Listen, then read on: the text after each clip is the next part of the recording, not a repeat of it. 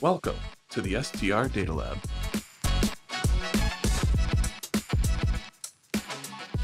Hello and welcome to the STR Data Lab. I'm Jamie Lane, Chief Economist at AirDNA, and I'm joined today with our guest, someone I can't believe we haven't had on before, but this is Shawn Moore, CEO, founder of Vodyssey. Shawn, welcome to the podcast. Jamie, I'm really excited. Before we hit record, we were saying, man, as long as we've both been doing this, it's crazy that we haven't had this conversation yet, right? Yeah, and even I've I've had your events on my calendar for years now to come to, and I feel like it's just like never worked out. I've always had to send someone else in on my place, but huge fan of what you guys have done and built and the community that you have. So maybe we could just start with that of who's Vodyssey, who are you? Yeah. Why are we talking today? Yeah, absolutely. Well, one, I appreciate you always having me on and really just having this conversation. I've been investing in, I've been a full-time investor really for 24 years. That's all I've really ever done. I had a job out of college for about 8 months. And I kind of joke that I was kind of unemployable, right? I wasn't really material for being an employee. I decided I wanted to do my own thing. That led to real estate because of a mentor that I came across and found back then. And, it's 24 years ago. And I dove into, and I've been around a lot of different asset classes. Originally, I dove into fix and flip properties. I bought the long-term rentals. We did a development deals. We built properties. We did a lot of different multifamily deals. And back in 2006, by accident, I bought myself a second home. I bought a second home by accident. I had some hiccups. And I started putting it on Craigslist and the local classifieds because I couldn't pay the payments. I didn't have the money to pay the payments. I was losing my house. I was losing my cars. I was losing everything. And this property before Airbnb was popular, way before, all these platforms and short-term rentals became as popular as they are today, was doing really well in the local market. It was a local mountain community outside of northern Utah and up by a lake called Bear Lake. And the local classifieds and Craigslist all of a sudden I started making my payments and making more than my payments, and my whole goal was just to not foreclose on this property and not make any money on it, just to save it. And, fast forward a few years, that was the first one I bought, my first taste of it. And we started getting back on our feet again, started investing in properties again.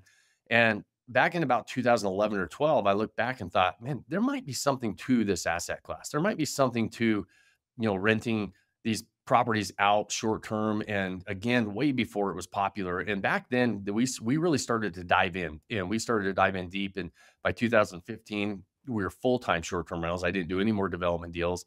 And that's all we ever bought. And that's all we ever invested in. And then obviously the rest is kind of history with what's gone on post-COVID with short-term rentals. Right. And it's been really fun buying that first one back in 2006, being able to then really get serious about it in 2011 and 12 and go full time into it in 15, and watching the tools and the resources. And you guys are, a huge one of those for us on the underwriting, but watching this industry really grow up to what it has become, and watching some of the growing pains that we've seen as this asset class has exploded onto the scene with regulations and everything else. And that was bound to happen, right? I mean, when I was developing properties, I couldn't go put a 7-Eleven on any corner that I wanted to. I had to have the entitlements and the zoning and everything else. We're seeing that with short-term rentals now. And so it's been really interesting watching that progress. Back in 2017, I wrote a book called What the Hell is a Lifestyle Asset, really talking about looking at these as investments, as a mainstream asset to build long-term wealth, and really kind of talking about our process there. And then we started Vodyssey in 2019, helping people get into the game. So it's been a really, really fun ride, not only investing in it, watching it, but also seeing and helping other people get into this game, and we're watching another major shift right now, right? We had that, a lot of people's introduction to short-term rentals was right during that post-COVID boom, those first couple of years after COVID, and that was never going to last, right? But now it feels like this major market shift where we're kind of removed to that. We're coming back down to normal levels, and the top 20% of the market's making all the money and getting their unfair share of business. And, it's not like having toilet paper during COVID. Short-term rentals, everybody looked like a genius for a couple of years, right? Everybody was making a lot of money. And now we're getting back to normal levels. So it's really fun to kind of navigate and see that and reintroduce people to some of the things it takes to stand out and operate at the top of the market and really run your numbers correctly, right? I mean, with AirDNA, I mean, it was, how important is it when you're buying these properties to have the correct numbers? We can dive into that in a minute, but it was, for a couple of years, it really didn't matter. If you bought something, you were going to make money, right? And so it wasn't. Now you better make sure you sharpen the pencil and understand what those numbers look like, understand what your revenue potential looks like in that market that you're investing in, all those different things, and and treat it as a mainstream asset that it has become. Yeah. So, and I definitely want to get into underwriting and how you think about underwriting, but maybe want to and step back to what you're talking about, sort of going all in on short-term rentals in 2015.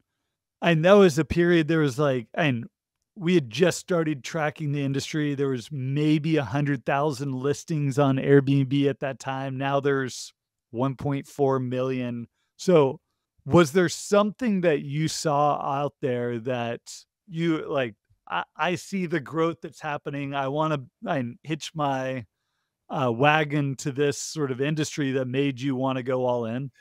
I wish I could say I was that smart. The, the reality is, in 2015, and this is, we had started buying some short-term rentals, but we were still doing development deals. My kids were born. I had twins that were born in 2011, and we went through fertility issues. It took us a long time to have them. We were blessed by to be able to have twins. We kind of went all in on a brand new procedure that only had like a 20% chance of working, right? And so, but we spent a lot of our money onto that. Well, in every year for their birthday, we go to Hawaii. We spend the week in Hawaii. And when they were there in 2015, they were turning 4. And I was on the beach and I was talking on my phone. And again, I try to, now I try to disconnect when we go on those vacations. But, at the time I'm there working and I'm like, hey, Wyatt, hold on, let me take this phone call. And I'm frustrated. And I get off the phone and Wyatt grabs my hand and he says, Dad, he said, why don't you just sell real estate in Hawaii? If you don't like selling it in Utah, you should just work on real estate here in Hawaii, right? Like it is a 4-year-old kid just like, hey, if it sucks there, this is awesome here. So let's let's do that. Well, that and on the plane over, there's 2 conversations that really happened. On the plane over, at the time, I live in Utah and Idaho's a neighboring state, and their tourism department was running this ad campaign called 18 Summers. And it was saying, hey, listen, you only have 18 summers to build the memories with your kids before they're gone. And that was the whole premise behind it. And what it was selling, forget about the things that you could go buy. Come to Idaho and have these amazing experiences with your family while you can, right? And then also, that was, Tony Robbins was talking about his friend Robin Williams and how he committed suicide. And he was talking about success without fulfillment is the ultimate failure. Well, these conversations were like going through my head. And I started just saying, I love real estate, but what do I love about it? And I was involved in a really high-end resort community for a few years. And we were doing like the second home experience stuff, not vacation rentals at all. But I loved the aspect. Everybody was always having fun. Everybody was always creating these great memories. And I remember that I have these assets that were doing pretty well, but mostly for my own personal use. And I started thinking, I love real estate. I love that experience business. Why don't I try to go do something with that? And that's really why I did. I had no clue it was going to explode like it did. I just was like, I really was just at a point in my career that I was saying, I want to do something a little different. I want to do something that matters. I want to do something that I enjoy.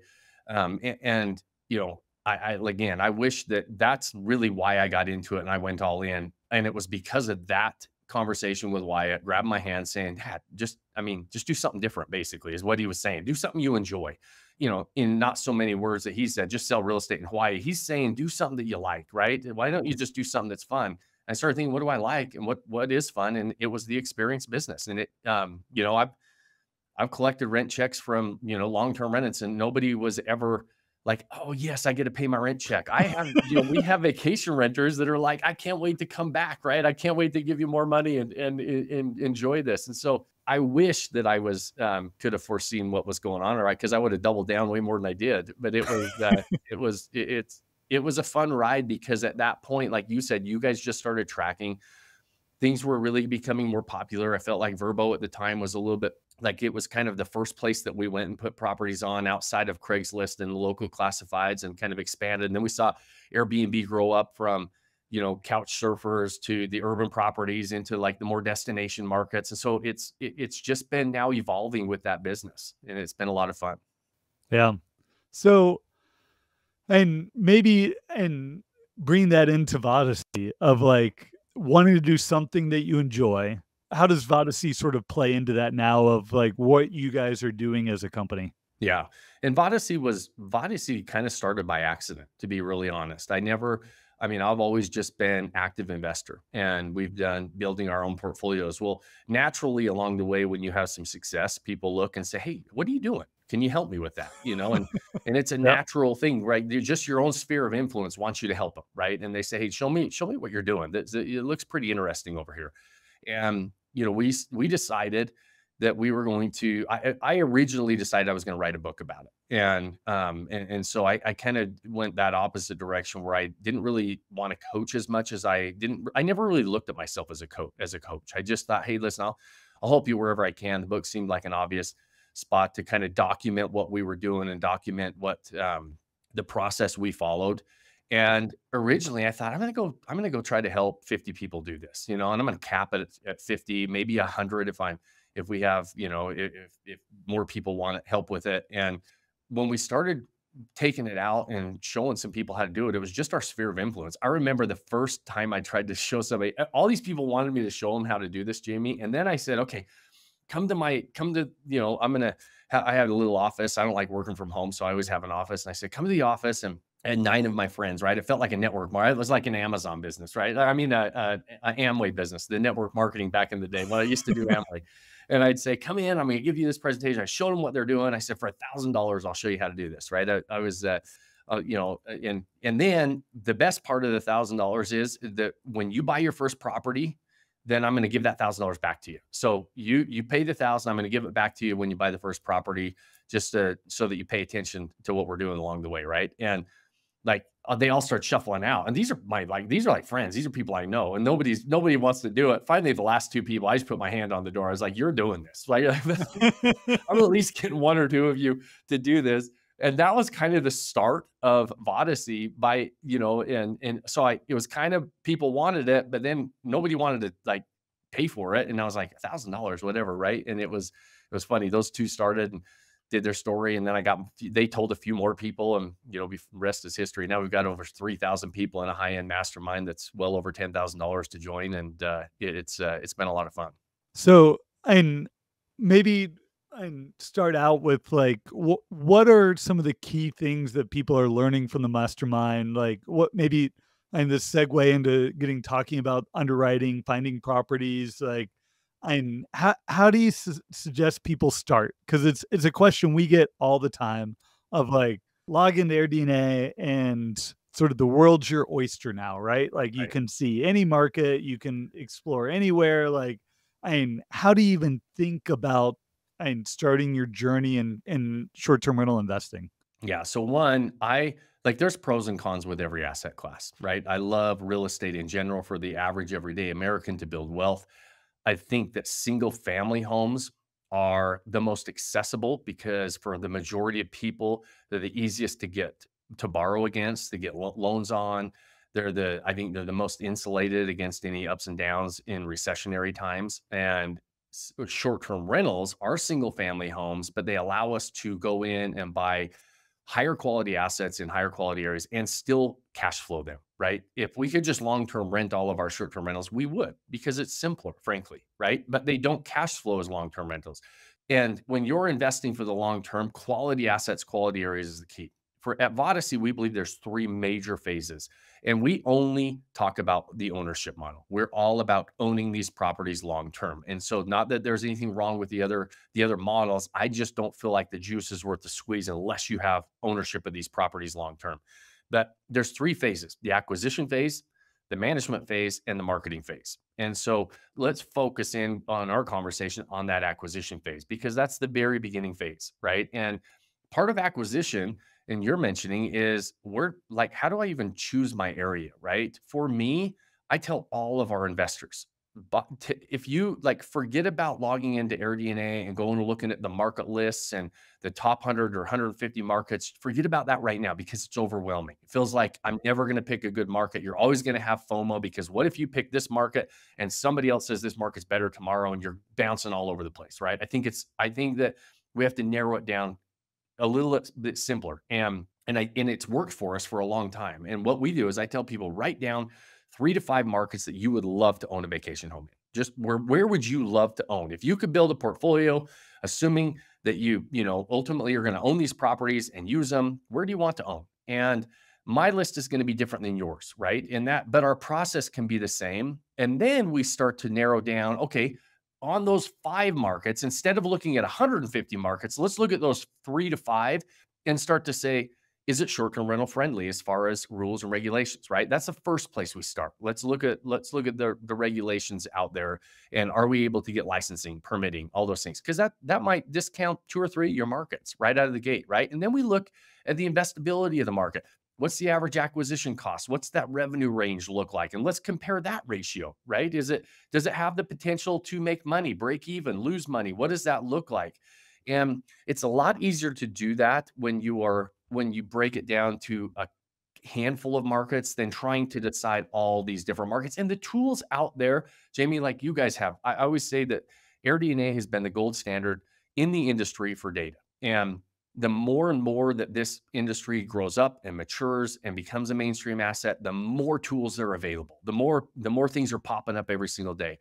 But you have to really understand, like, okay, I've got to go somewhere that has a good track record of good data, good analytics, because garbage in is garbage out, right? And we really dive into now starting to look at the investability of those markets. And you can only do that if you've got reliable sources of data that can tell you that. And the great thing about it is there's enough data out there. The collective data in most of these markets is large enough. There's a large enough cross section of data to give us really accurate predictions on revenue potential. And that's where we start to go. And if you're strictly an investor, right? And I always tell these investors, remember when I said the next phase is the management, which is set up and delivering a unique experience and all that stuff, the management, and then the marketing piece.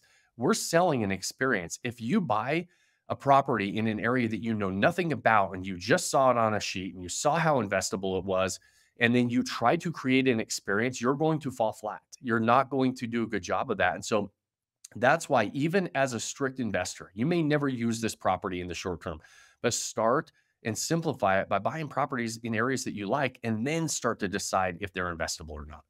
Yeah. So I love the sort of getting to analyzing markets as quickly as possible. Yes. Because when you're starting high level and just looking at all these markets, comparing, well, this one has a 60%, this one has 70%, or this one has a revenue potential of this versus that, like, you're never going to really start understanding what the data means until you go in on 1 or 2 markets.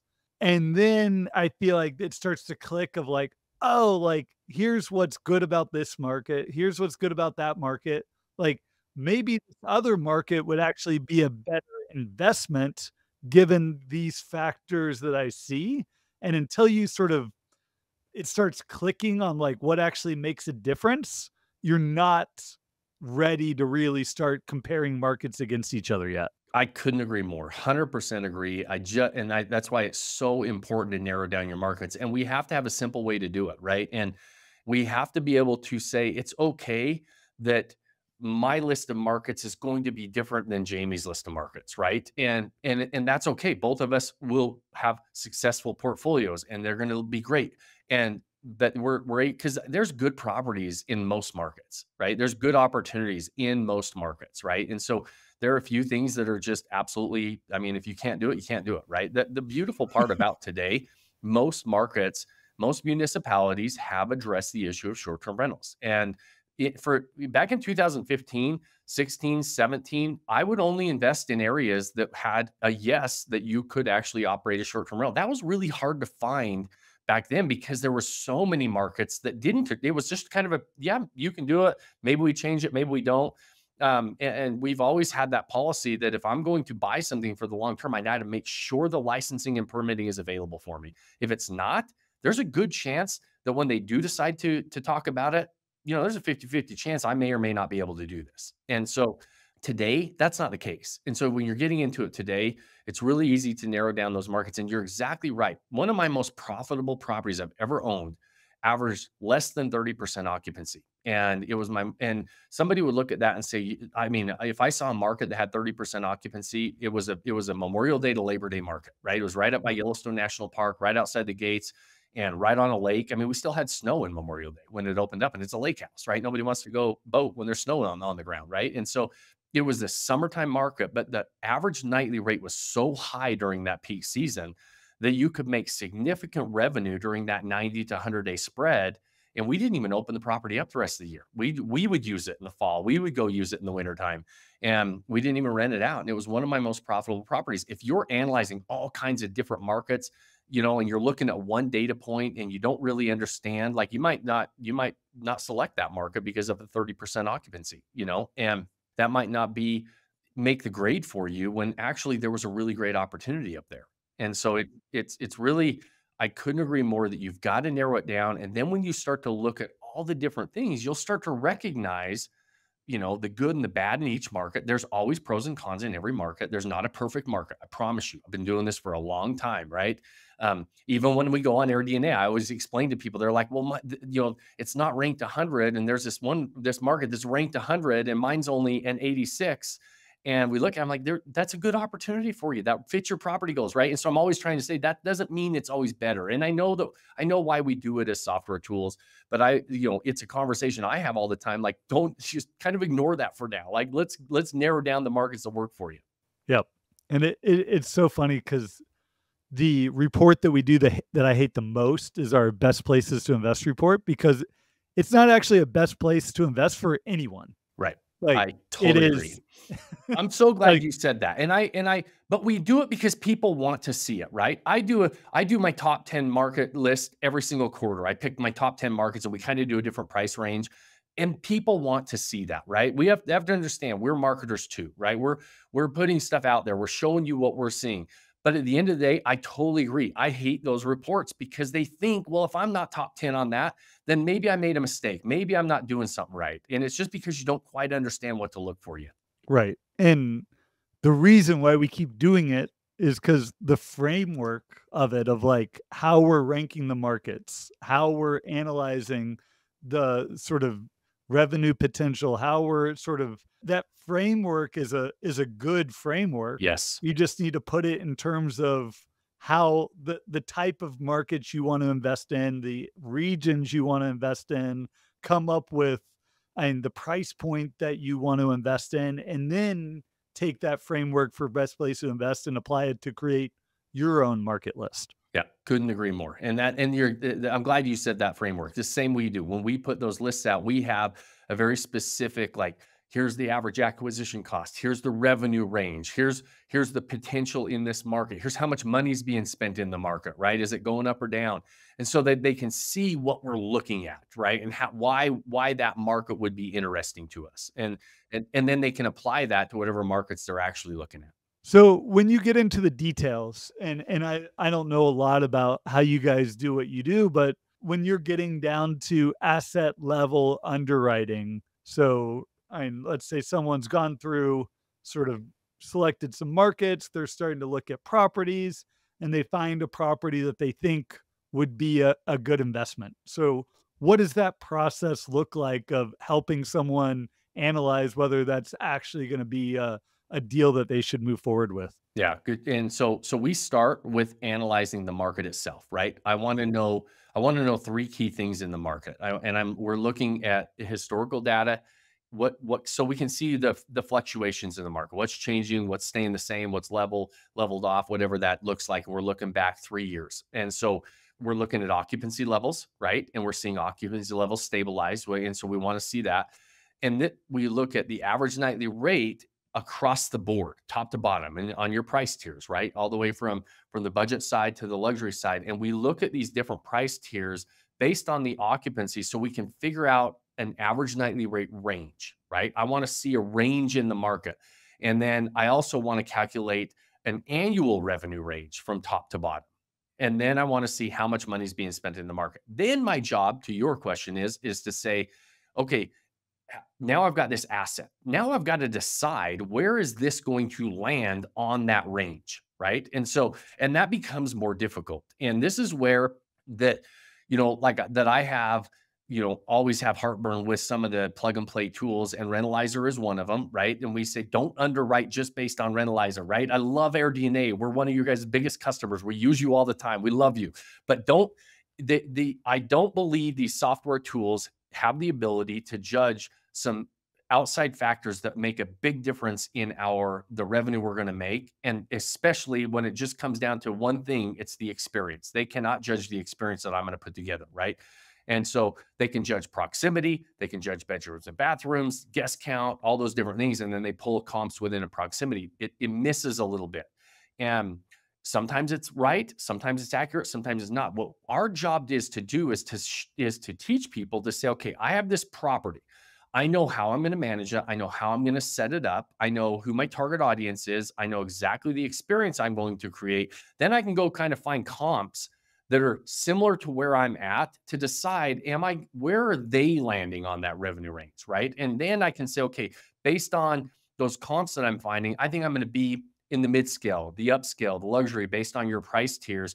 And then I can start to plug in there. One of the things that we do, and we're really proud of, is over the last 4 years now, I mean, our collective buying power is large. Our collective footprint is pretty large at Vodyssey. We've been a part of over 1,500 acquisitions over 4 years. It's a lot of underwriting. It's a lot of actual purchases. I mean, imagine how many properties we've underwritten that we didn't purchase, right? And we've cross-checked and looked at hundreds of these deals over the years of saying, okay, based on our projections to our actuals after the first year, how close were we? And we're within 3.5%. And as an investor, if you can predict within, 5%, even 10% on your revenue, that's pretty accurate underwriting. And so, and you guys are a big part of that. We know the data we're looking to extract. I love that we can pull some of the data out, put it into our own formulas and our own spreadsheets to be able to say, okay, based on this range, based on what I know of proximity, of how many people I'm going to host, my target audience, my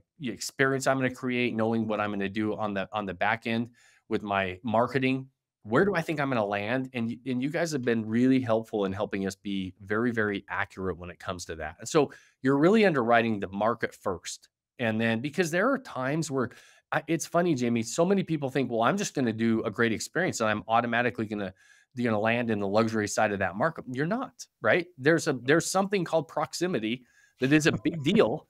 And if you're on the beach in a beach town, or you're not on the beach and you're in a beach community, your proximity is not going to lend itself to be some of the money to be collected in that market, right? And so those are things that the marketing tools can help us look at too when we're pulling those comps. But experience is a big one, and it can move the needle. And you could jump a price tier. You can easily jump a price tier. You're probably not jumping from mid-scale to luxury if you're off the beach in a beach town. No, but I totally agree. And one of the things I tell people is, if you're not looking at the comps, you're not doing it right. Like you have to pull the comps. Yeah. Yeah. And Rentalizer, I see it as a start in finding a list of comps that you then need to start evaluating. And what I felt like we didn't have in the past was just a way to start and filter to get your own comps. Yes. And that's huge.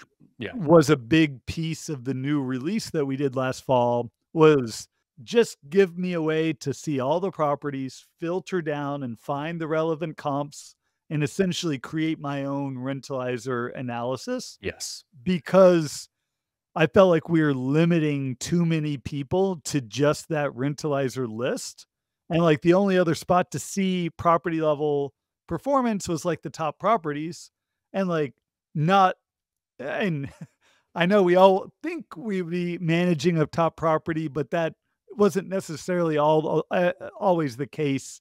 And like be able to get to a list that could then be evaluated to find those comps that are representative of how you might perform, and I assume that's a big piece of why you and your the group of Vodyssey are so accurate. It's not because of our data, though I'm sure that's a piece of it. It's because and you're getting them to evaluate properties at a property level of evaluating those comps and not just taking sort of an average and Yes. running with it. Exactly. And that's the key right there is being able to manually look at and select your own comps accurately and being realistic about them, right? And saying that was a huge thing that you guys did with this last that release when we could say, okay, now I don't now I'm not rentalizers not just pulling the comps that they pull. I've seen rentalizer pull the exact same comps I would pull, really accurate, right? And I've seen them pull comps that are really close in proximity, but it's on the wrong side of the street and it's bringing up or down the comps and they're way off, right? And so, and for me to be able to now as an investor go in and pull in our own comps and be able to say, okay, I want to see the market level. I want to see what's going on in the market, right? I want to see the revenue range in the market. Then I want to see the comps to individually compare to that property that I'm considering buying and setting up. Yeah. So, and one that's all great. Two, like how has that evolved in the past 3 years with sort of occupancies go and we went so far up in Yeah. 2021. Now we've seen 2 consecutive years of occupancy declines. It makes it where it can be really tough to sort of triangulate of like, if last year's not predictive of what's happening and what is predictive of what might happen, given that we're seeing a reversion back to what was happening in maybe pre-COVID times in many markets around the country. Yeah. And so during the COVID time, for example, when especially when we got into it a year and a half, and a lot of the data looking back a year was skewed too high, right? And it was mostly on the occupancy side. It wasn't necessarily the nightly rates. I didn't feel like nightly rates actually like spiked over like more than occupancy spiked way more than anything else. And one of the things that we had going for us is I was doing this for before COVID, right? And I was doing it before some of that, the big spike. And we've always known that, and I've always said, if you're operating, if your goal is 80 or 90% occupancy in the short-term rental game, you're not, there's something wrong, right? That's not going to be sustainable in the game, or you're really low priced and you should jump your prices up. There's very few markets that are going to sustain an 80% occupancy. During COVID, we saw a lot of markets that were in 75, 80%. And everybody's like, I'll show you, if you're not doing this, you're doing something wrong. And I'm like, we took a little bit different approach. We were telling our investors, and when we were teaching in our mastermind group and in Vodyssey, we were saying, listen, most markets are going to be anywhere from 50 to 60% occupancy. That's going to be average occupancy in the short-term rental game in a lot of these destination markets, because most of them are going to have a peak season, maybe 2 peak seasons. They're kind of maybe a second peak, but they're going to have some slow times. And so we always said, try to push your rates toward the top, maybe a price tier above where by creating a nice extra, experience, but don't try to maximize occupancy, right? There's usually an inverse effect there. And so if you're trying to push occupancy, your rates are going to drop. I'd rather have less wear and tear on my property and a little higher rates. And so we always took that approach. And so during the COVID years, we looked at, because you guys were still getting data from 17, 18, 19, right? You guys were putting that stuff together. And so 18 and 19 data is what we relied on more in 2022 when we were underwriting instead of looking at 21 and 20, right? And so now we can look back at the last 12 months again, right? We've been throwing out those COVID years when it comes to occupancy specifically. The rates are still pretty accurate, right? And so it's that, and that's a little bit of a level of understanding what to throw out, what to like to say that's too high. I'm not going to put that average in there. And so, because you're exactly right. A lot of new investors are like, well, if that's too high, I can't look back and use that data if it's not accurate and then markets changed. I got to be able to look forward, right? Well, not really. You can look at a longer time horizon of historic data, right? And start to say, okay, go back. I mean, you guys are going back 5 years. We can go, past the COVID years to 18 and 19 if we wanted to. Now we can still get 19, I think, right on there. Yep. But even 18 and 19 is out there. Yep. yeah, 19's there, which is 19 was kind of a baseline year for a lot of investors that were looking, kind of saying, hey, listen, because we did see a spike in 17, 18, 19 in short-term rentals. There was definitely an uptick. It was becoming a lot more popular. COVID threw fuel, like just threw fuel on that fire, and it just exploded. But there was a pretty significant uptick that a lot of people don't realize from 17 to 19 as well. No, and you go back and look, like 19 was one of the best years ever. Yeah. Yeah. So like it's funny, like using 19 as, and I do the exact same thing. I use 18, 19 as sort of a base, like if I want to go back to and get a sense of whether 2023 now, 2024 is sort of back to normal. And it is a good sort of metric to use.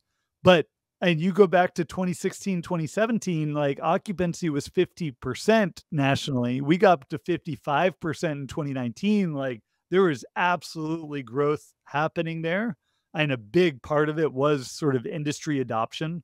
So just as you went in all in 2015, there was, and just Airbnb becoming mainstream Yeah. during that sort of 2016 to 2019 time period that only accelerated during the pandemic. So, and what is normal? And it's hard to tell, but like for those out there that and I've heard people saying like, oh, you can just average the past 3 years together on occupancy and get a pretty good sense. Like, no, like last year, last year is a pretty good base of like an average. So I love hearing that. And also like on rates, like rates are sticky. And we've seen that. And we saw a great acceleration during the pandemic, but now we're not seeing any big reversion in rates. And I don't expect that we're going to. Airbnb's even called it out that they're seeing like for like units essentially flat over this past year, which is, and yeah, there's some markets that are seeing increases or decreasing, but broadly, and I think the gains that we've seen during the pandemic on ADRs are going to maintain. Yeah, I agree. And I mean, and the thing that a lot of people, don't talk about a lot is the dollars being spent in the market across the board. I mean, they're way above 19 levels and they continue to go up even as occupancy starts to slow. The total dollars being spent is a positive every single year over year. I mean, we're seeing, which means consumers are spending money on short-term rentals, right? It is becoming mainstream. That does not mean, though, at this stage, there's always going to be any mainstream asset, any mainstream market, whether it's in real estate, whether you're selling mattresses, whether you're selling hot dogs, it doesn't matter. If there's the competition's there, people are going to come into the market, people are going to leave the market. I don't think saturation that people talk about is ever going to go down. I think that the inventory levels are going to maintain with the demand, which the money being spent is an indication of demand. So that's going to be there. Now it's your job to decide, how am I going to compete, right? Do I want my fair share of business where, I get, divide the total dollars being spent by the number of homes that I'm competing against? That's my fair share. Or do I want my unfair share? And am I willing to do what it takes to get my unfair share? Yeah. And so how do you think about that today of continuing to be able to compete in this marketplace? Because there's no doubt there's more supply, there's more competition. And is it that, and you've got to get smarter about your operations, sort of cut expenses? Is it that you've got to just do a better job of revenue managing, amenitizing? Is it all of the above? Like just level up? Like what are you telling people? Yeah, one, like I always say when somebody says, how do I continue to compete? I always say, were you really competing in the first place? Like, were you really out there competing, or were you just getting a fair share that was a large fair share, right? Yep.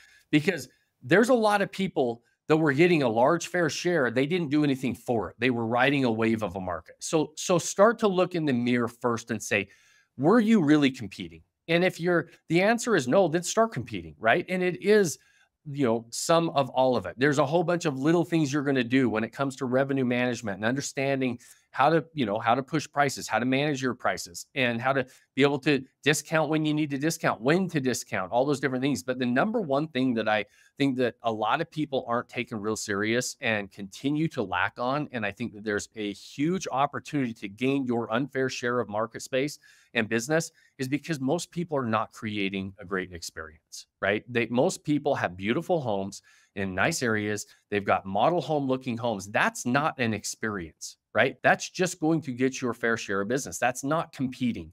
Like, who have you identified a target audience? Have you created and curated an amazing experience for that target audience? Have you been able to bring the area to life in your property? Are you able to deliver a 5-star experience? The difference between a Marriott and a Montage or the Ritz is not the properties. The properties are all beautiful, right? Mhm. It's the level of experience that the Montage and the Ritz and the Four Seasons deliver versus the Marriott. The Marriott, I check in, they're like, can I see your credit card? Can I see your driver's license? Okay, here's your room. We'll see you later. I show up at the Montage before I even check in. They're opening my door and they're saying, "Hello, Mr. and Mrs. Moore." Right? I'm there. Right? It's that experience is different. And until we start to realize we're in the hospitality game, the hospitality game is about experiences. And so, if you are asking yourself, "How do I compete?" I 100% believe this is the biggest lever you can pull and the biggest needle mover in your revenue potential is if you have not selected a target audience, because it shouldn't be everything to everybody, right? I always hear people like every one of my properties is very specific who my target audience is. And then I set it up for that target audience and I deliver it at an amazing level to where people want to come back. I've got of 6 properties that I own, only 2 of them are on the OTAs because the other ones I've owned them for a few years. They're all direct bookings. They're waitlist only type properties. We don't put them on the OTAs anymore because we don't have to, because we've done a good job of curating a great experience and people want to come back. So where do you see things going forward? And you've been in the market longer than most. You've seen quite a cycle over the past 10 years. Where do you think things are going maybe over the next 5 years of sort of industry growth, adoption, investment? Like, how do you see things playing out? Yeah, I think that now, I mean, it's pretty obvious. I think that short-term rentals are a mainstream asset. They're getting recognized as a mainstream asset. The markets, I believe the inventory levels and demand will stay fairly level, right? I think there's going to be people getting out, there's going to be people getting in. So when you talk about saturation levels in the market, I think it's going to remain pretty close to where it's at. I don't think we're going to see a spike of inventory in most of the markets like we have over the past couple of years. I think we're going to see that kind of level out, and I think it will grow and supply will grow with demand as demand grows, right? And so I think that we're in an exciting time right now where there's a lot of outside like tech companies and outside companies, vendors, all those different things that are really recognizing the buying power and the money being spent for short-term rental hosts. And so I think the tools are going to be that are going to be available are going to be pretty exciting to watch. I think that there's going to be some really good tools that are going to come on the market and help us streamline operations, streamline that guest experience. Some of those different things I think are going to be really helpful. There's going to be a lot of garbage that comes out too, right? Because of that. So you have to kind of wade through it. We've already seen some of that, right? And so I think that's an exciting time. The issue is it can be a big distracting time as well, because at the end of the day, these are little businesses. And I think that if they're treated like a business, your opportunity for growth right now is huge because the adoption of creating a great experience is still that's still far few and far between. There's not a lot of hosts that are really adopting the fact that if you can dial that in, you can go get your unfair share of business. And usually when you get that business, you can keep it, right? Because we're creatures of habit. We all are. When we have a customer and we treat them great and they want to come back and they become raving fans, they're going to stick with us. And so when you go capture it while it's, in my opinion, easier to capture it right now, I think that's a big opportunity for investors. Now, the challenges are prices are high, interest rates are high, right? You've got to really dial in your underwriting in order to make sure that you've got the revenue potential to turn this into a good asset, because not every property works, not every market works, not everything's going to underwrite that really works. And so I think right now, Jamie, it's an exciting time, and it's exciting because it's settling down a little bit where it's not just I never really like to operate. I like to get rewarded for knowing what we do a good job, right?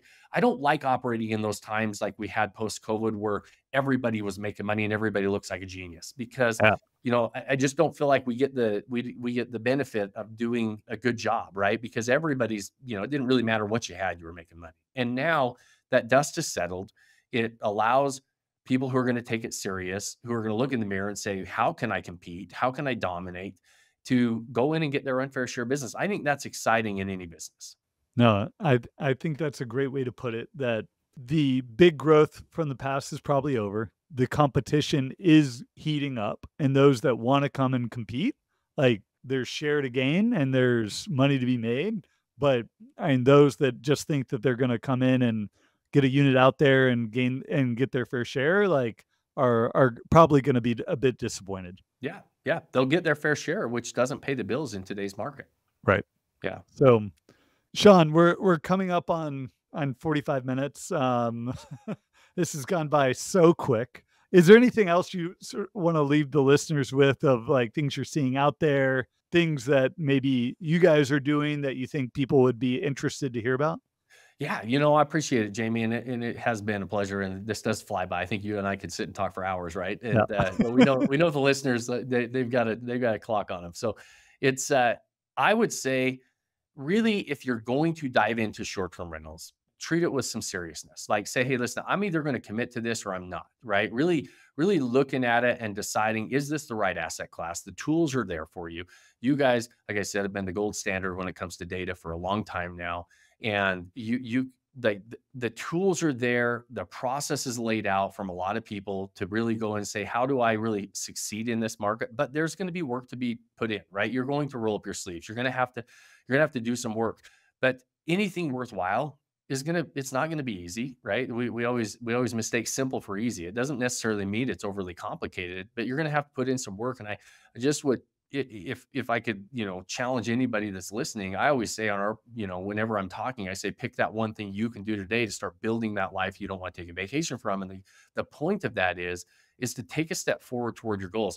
Part of those steps forward are in the very beginning is really analyzing, is this the right asset class for me? I know for me, I love it. We went all in 2015. We started buying our first one in 2006. And for us, it checks a lot of boxes, but it's, it doesn't mean it's for everybody. If you're going to ride the wave, that wave is gone back out, right? That wave is kind of over, but the opportunity is huge in short-term rentals. And so really, I think diving in and really getting serious about it, if you're willing to get serious about it, the future looks really bright. That's great. And for those of you that want to follow Shawn, want to follow Vodyssey, how can they do that? Yeah, just go to Vodyssey.com. It's VODYSSEY.com. And we've got our book on there. We've got our podcast. We've got tons of free trainings.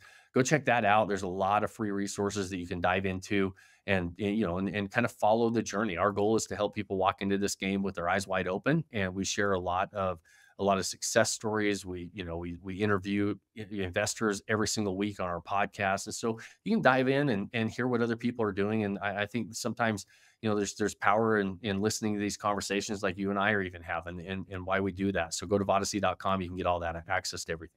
Well, this is great. Shawn, thanks so much for coming on. It's been a pleasure.